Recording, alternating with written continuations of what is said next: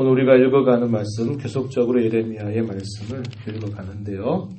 이 8장의 내용을 보면 계속적으로 유다 백성들을 향한 하나님의 심판이 임박해 있다라는 말씀을 전달해 주십니다. 하지만 유다 백성들은 그 죄악으로 말미암아 그러한 사실들에 대해서 전혀 깨닫지도 못하고 여전히 돌이키지도 않는 그들의 모습을 보여주고 있는 것입니다.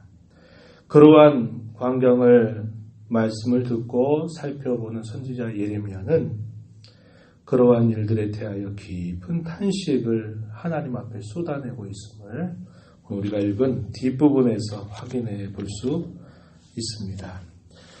먼저 우리가 읽은 이 말씀의 앞부분을 살펴보면은 우리가 어제 계속 이어져서 읽어가는 말씀인데요. 1절부터 이 3절의 내용에서는 이 유다 백성들이 그들의 죄악으로 말미암아 당하게 될 처참한 상황이 어떠한가 하는 것에 관한 말씀을 주고 계십니다. 1절 한번 보시죠. 여호와의 말씀이니라. 그때에 사람들이 유다 왕들의 뼈, 지도자들의 뼈, 제사장들, 선지자들의 뼈, 예루살렘 주민의 뼈를 그 무덤에서 끌어낸다. 이미 다 죽게 된 그러한 사람들의 뼈를 끌어내서 그것으로 말미암아 큰 수치와 모욕을 당하게 될 것, 그것을 이야기해주고 있습니다.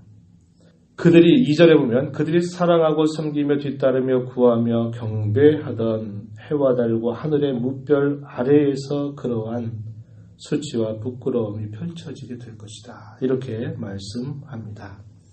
해와 달과 하늘의 무별, 이것은 우상들로 여겼던 그런 대상들이죠. 자신들이 신들이라고 여기면서 그 피조물들 아래 경배하고 제사드리고 했던 그 대상들입니다. 그러한 대상들 앞에서 부끄러움을 당하게 될 일들이 따라올 것이다. 이렇게 말씀하고 계십니다. 하나님을 의뢰하고 하나님을 섬기고 하나님을 향하여 그들의 마음을 쏟아내는 그들의 당연한 이런 삶의 모습 대신에 그러한 헛된 것들을 신으로 삼아서 사랑하고 섬기며 뒤따르며 구하며 경배했던 그 대상들 앞에서 그러한 부끄러움을 당하게 될 것을 말씀하고 계시죠. 그래서 그때 그러한 상황들 속에서 사람들은 차라리 내가 산 것보다 차라리 죽는 게 더 낫겠다 하는 이런 탄식이 일어날 것이라고 말씀하십니다. 3절 뒷부분에 가서 보면은 각처에 남아있는 자들이 사는 것보다 죽는 것을 원하리라 이렇게 표현하죠. 이것은 이 말씀이 주어진 지 그렇게 오랜 시간이 지나지 않아서 실제로 바벨론이라고 하는 나라에 의해서 처참한 그런 심판을 당하는 일이 결국 일어남으로써 이 말씀이 그대로 이루어졌던 것을 우리는 기억하고 있는 것입니다. 하나님께서 계속적으로 말씀의 종들을 보내서 그 백성들로 하여금 끊임없이 돌이킬 것을 촉구하지만 계속적으로 그러한 사실들에 귀를 기울이지 않고 자신들의 고집을 끊임없이 부리고 있는 그러한 죄악상에 대하여 계속적으로 표현되고 있는 것을 보게 되죠. 뒤에 가서 한번 잠깐 보시면요. 이렇게 표현했습니다. 5절 가서 보면은 이렇게 표현했어요. 이 예루살렘 백성이 항상 나를 떠나 물러감은 어찌함이냐. 항상이란 말에 강조가 있는 것입니다. 항상 나를 떠나 물러가 있다. 이렇게 표현했고요. 또 계속 주어지는 말씀을 보니까 거짓을 고집하고 돌아오기를 거절한다. 이렇게 표현했습니다. 6절에서는 정직을 말하지 아니하고 그들의 악을 뉘우쳐서 내가 과연 무슨 일을 행했는가 되돌아보고 반성하는 자가 없다. 이렇게 표현했습니다. 오히려 전쟁터를 향해서 적진을 향하여 두려워하지 않고 달려가는 말과 같이 계속적으로 각자가 자신들의 길을 그대로 가고 있다. 이렇게 이야기해주고 있습니다. 그들은 그들 가운데는 지혜가 있다고 말하지만 사실상 지혜는 그들에게서 없다고 또 지적하죠. 8절 말씀에 보면 그렇게 표현했습니다. 너희가 어찌 우리는 지혜가 있고 우리에게는 여호와의 율법이 있다 말하겠느냐. 9절에 가서 보면 그들이 여호와의 말을 버렸으니 그들에게 무슨 지혜가 있겠는가. 하나님 백성에게 있어서 이 지혜는 말씀으로부터 온다는 것을 우리에게 가르쳐 주죠. 하나님 말씀을 통해서 우리가 가야 할 길이 어디인가를 살펴보고 우리가 돌아서야 할 길이 어디인가를 살펴보고 일어서야 될 것, 앉아야 될 것, 그 모든 것들을 하나님은 그분의 말씀을 통해서 언제나 들려주시는 것입니다. 그 말씀을 듣지 않고 그 말씀을 외면하면서 지혜가 있다. 이렇게 말하는 것은 어리석은 일이라는 것을 지적하고 계신 것입니다. 또한 그들은 여호와의 규례를 알지 못한다라고 말씀하죠. 7절에 보면 금수와 같은 이런 짐승들은 자기에게 주어진 때를 다 알고 그 때에 맞게 항상 행동을 하고 움직여 가는데 내 백성은 백성으로 마땅히 가야 할 그 길, 여호와의 규례를 알지 못한다. 이렇게 말씀하고 있습니다. 12절 가서 보면 가증한 일을 행할 때 부끄러워하지도 않는다. 조금도 부끄러워하지 않는다. 얼굴이 조금도 붉어지지 아니한다. 라고 말해서 그들의 실상 이 죄에 대하여 무감각한 상태에 빠져 있다는 것을 이렇게 지적하고 있는 것이죠. 죄라고 하는 게 바로 그러한 특성을 가지고 있는 것입니다. 죄가 가만히 있는 게 아니라 그 죄는 사람을 무감각하게 만들고 사람으로 마땅히 반응할 때 반응할 줄 모르게 만들어서 결국 파멸의 문턱으로 이끌어가고 그 굴레로부터 벗어날 수 없게 만드는 힘을 가지고 있는 것입니다. 작게 그들이 끊임없이 반복하고 거듭했던 그 죄악들은 크게 그 죄악이 힘을 행사하게 되면서 더 이상 그들이 무엇인가를 할 수 있도록 하나님 향해서 뭔가를 할 수 있도록 작동하지 못하게 만들어 버릴 만큼 그들의 영적인 피폐함은 대단히 심각한 상태에 있었음을 이야기해주고 있는 것이죠. 이스라엘 역사는 그것을 잘 보여줍니다. 북쪽의 이스라엘 나라도 간헐적으로 종교의 개혁이 있고 간헐적으로 하나님의 은혜 안에서 머무른 때가 있지만 시간이 흘러감에 따라서 결국 부패의 길을 걸어가고 하나님을 떠나서 우상에 기울어져가는 삶을 살게 되면서 결국 패망이라고 하는 것을 당하게 되었고 지금 남아있는 유다조차도 역사의 교훈으로 삼아서 그것을 가지고 하나님 어떻게 섬겨야 될까를 점검하고 가야 되는데 시간이 흘러가면 갈수록 사람의 부패함의 정도가 심각해져서 유다 나라도 이렇게 계속적으로 기울어져 가고 있다는 것을 보여줍니다. 이 사람이 늘 살아가면서 일궈내고 만들어내는 것이 이러한 죄악의 큰 더미를 만들어가는 것과 다르지 않다는 것을 우리에게 보여주죠. 그래서 진정한 그런 회복의 길, 진정한 소망의 길은 사람에게서 찾을 수가 없는 것입니다. 하나님께서는 작동이 불가능하고 도무지 스스로 회복될 수 없는 이 백성들을 향해서 결국 어떠한 일들을 행하실 것을 말씀하시느냐. 바로 그의 사랑하신 아들 보내주실 것을 이야기하는 겁니다. 그래서 이 예레미야의 아주 중요한 하나의 주제가 뭐냐면 새 언약 시대, 신약 시대에 대한 예언의 말씀이 주어져요. 그래서 하나님의 말씀을 그들의 마음에 새기겠다고 이야기하고 성령을 통해서 그 백성들을 지도할 것을 예언하고 있는 말씀이 주어지고 있다고 하는 겁니다. 오늘도 세상에 수없이 많은 사람들이 뭘 찾아서 인생길을 힘써 살아가며 수고하고 있나요? 무엇이 인생의 참된 행복인가? 무엇이 우리 인생을 참으로 윤택하게 하는가? 무엇이 우리를 참으로 즐겁게 하는가? 무엇이 우리를 구원하는 이런 일에 우리에게 도달하게 하는가? 이러한 일들을 사람들이 끊임없이 찾아서 수십여 년 동안 주어진 인생을 살아가게 됩니다. 그러나 세상의 수많은 길들 가운데서 오직 진정한 회복의 길, 하나님의 구원이 임할 수 있는 길은 오직 한 가지 길밖에 없음을 이야기하죠. 그것은 하나님 안에 머무는 것입니다.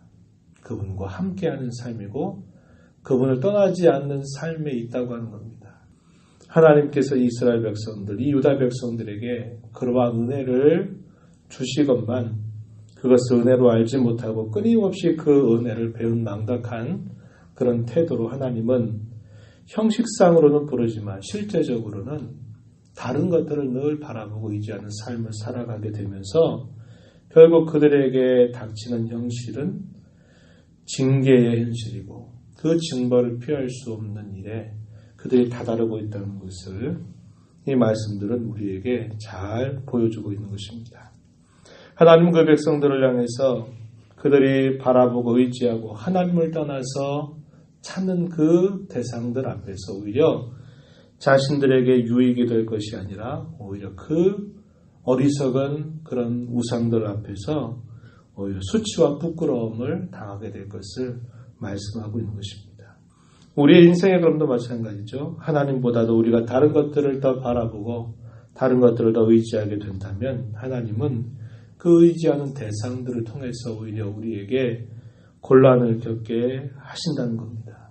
그것이 의지할 대상이 아님을 우리에게 언제나 보여주신다는 것을 우리는 우리 살아가는 삶을 통해서 경험하곤 하는 것이죠. 영적으로 무감각한 이러한 현실들을 지켜보는 선지자 예레미야는 하나님의 탄식에 마음을 그는 알게 되고 그 백성들을 자기 자신과 동일하게 여기면서 슬픔과 탄식을 지워버릴 수가 없는 겁니다. 백성들은 바로 눈앞에 다가오고 있는 그런 현실들을 내다보지 못한 채 죄의 노예가 돼서 아무것도 반응하지 못하고 작동하지 못하는 그런 무능력한 상태에 빠져 있고 하지만 선지자에게는 하나님의 말씀을 통해서 장차 주어질 그 일들이 무엇인가를 내다보기 때문에 그의 탄식과 아픔이 얼마나 큰가 하는 것을 보여주고 있는 것입니다. 18절 말씀에 가서 보면 이렇게 말하죠. 슬프다 나의 근심이여 어떻게 위로를 받을 수 있을까? 내 마음이 병들었도다.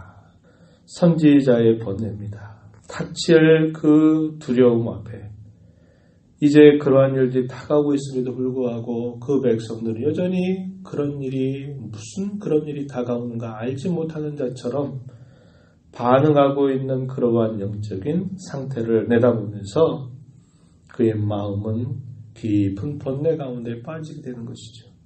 그에겐 보이기 때문에 그러합니다. 그는 이러한 소리를 들은다고 표현했어요. 19절에 딸 내 백성이 심히 먼 땅에서 부르짖는 소리로다. 여호와께서 시온에 계시지 아니한가? 그의 왕이 그 가운데 계시지 아니한가? 이렇게 이러한 부르짖는 소리를 마치 듣는 것처럼 이렇게 표현하고 있는 것이죠.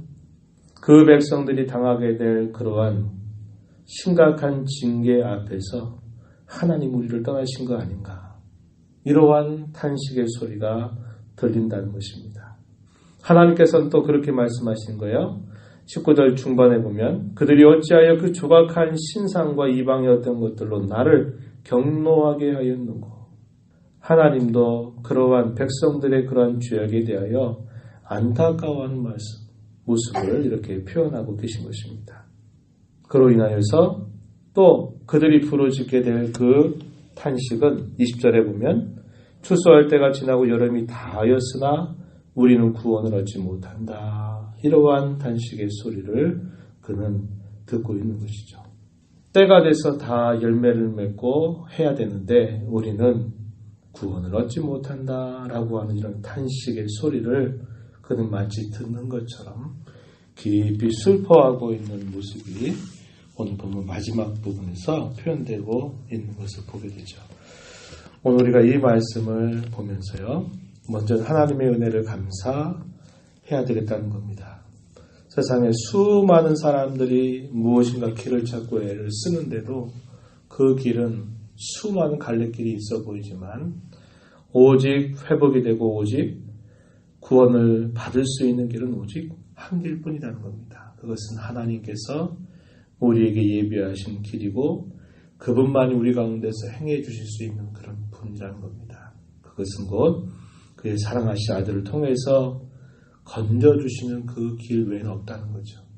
그것으로 말미암아 모든 이 죄의 굴레와 죄의 종로를 하는 데서 벗어날 수 있다는 것을 우리는 알게 되고 우리가 이러한 것을 알아서 이 길 찾아온 게 아니라 하나님이 우리를 불러주셔서 이 구원의 길로 인도해 주신 것을 생각할 때 우리는 그 하나님의 은혜에 무한 감사를 올려드림이 마땅하다 하는 겁니다. 그리고 이러한 구원을 받은 자로서 앞선 사람들이 실수했던 그 걸음을 우리가 잘 성찰하면서 하나님과 언제나 함께하는 삶, 하나님을 가까이 하는 삶, 그분의 마음을 헤아리는 삶, 그것이 우리에게 가장 복된 길이다 하는 것을 다시 한번 우리가 생각하면서 오늘도 주님 앞에 나와서 주의 음성을 듣고 또 주님과 함께하는 복된 삶을 살기를 또 간절하게 구하면서 순종해 가는 우리 모두가 되기를 바랍니다.